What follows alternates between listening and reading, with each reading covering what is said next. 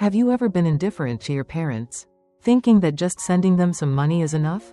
But when your parents are old and weak, they don't need money, they need love. The story of a child who refuses to take care of his parents will make you think and cry. In a small village, there was an old house nestled among the green bamboo trees. There, Mr. Bay and Mrs. Hong, an old couple, lived and depended on each other. All their lives, they worked hard, carrying loads of vegetables to the market, carrying bricks for hire to raise their only son, Tuan, to become a man.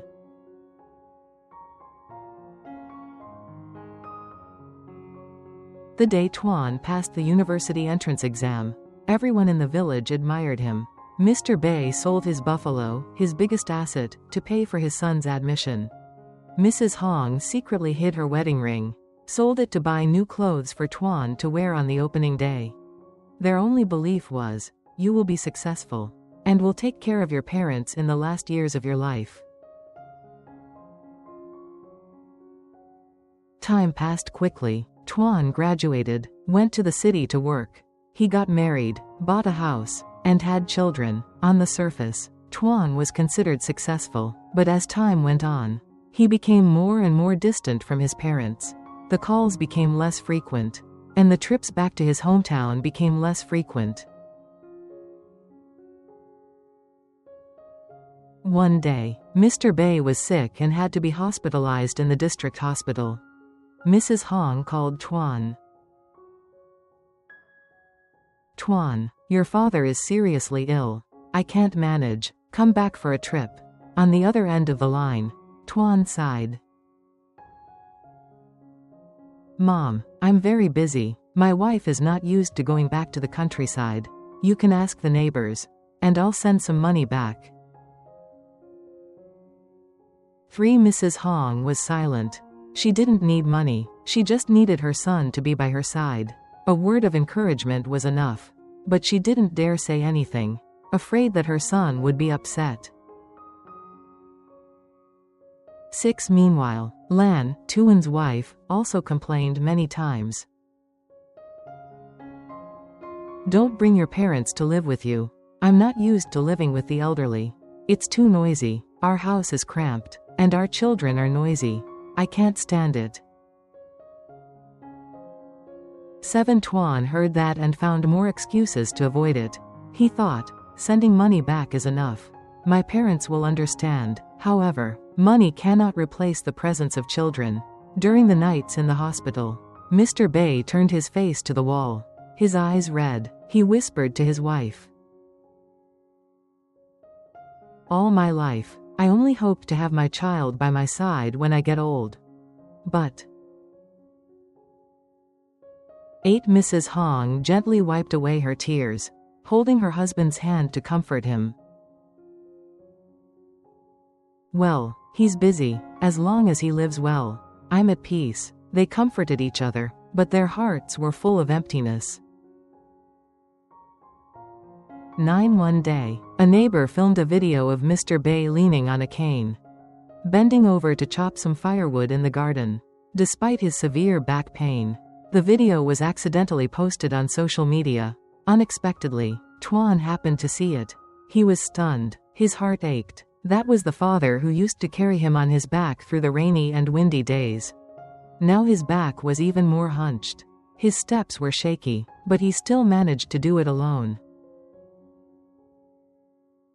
That night, Tuan couldn't sleep. He remembered the days when he was a child.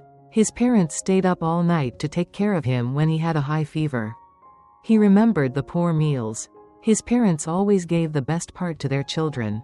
But now, when they were old and weak, he used the excuse of being busy to avoid them. 11 the next morning, Tuan decided to take a leave of absence. He took his wife and children back to the countryside unexpectedly. When the car stopped in front of the gate, Mrs. Hong came out of the house. Her back was already bent.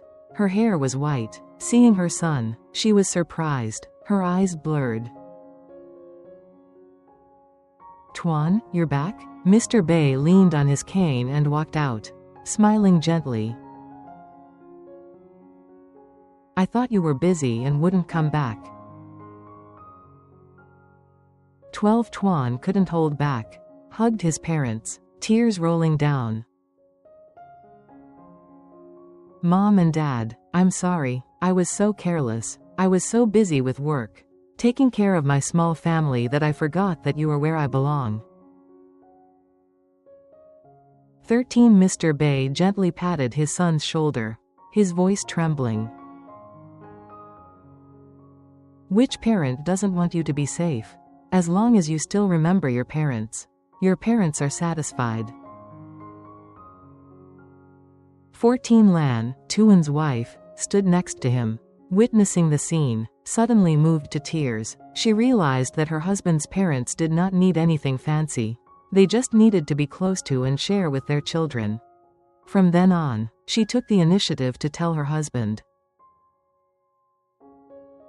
"Honey, let's bring our parents to the city to live together. I will learn to take care of them and treat them like my own parents."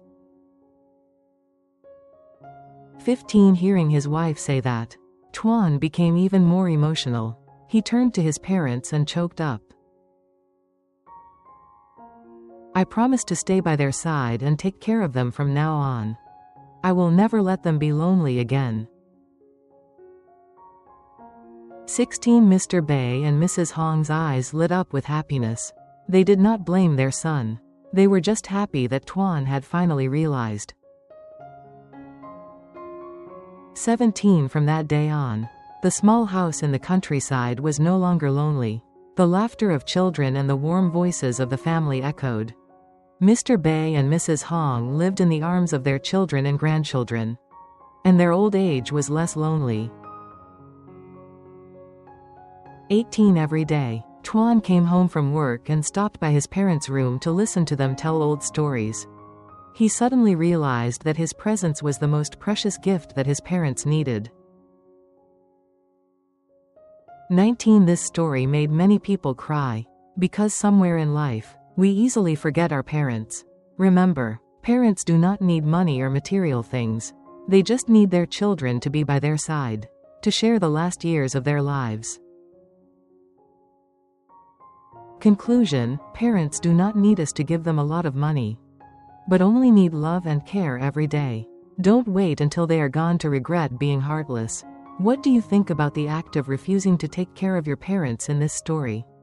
Please share your feelings in the comments section and don't forget to like, subscribe to the channel, turn on the notification bell to spread meaningful stories together.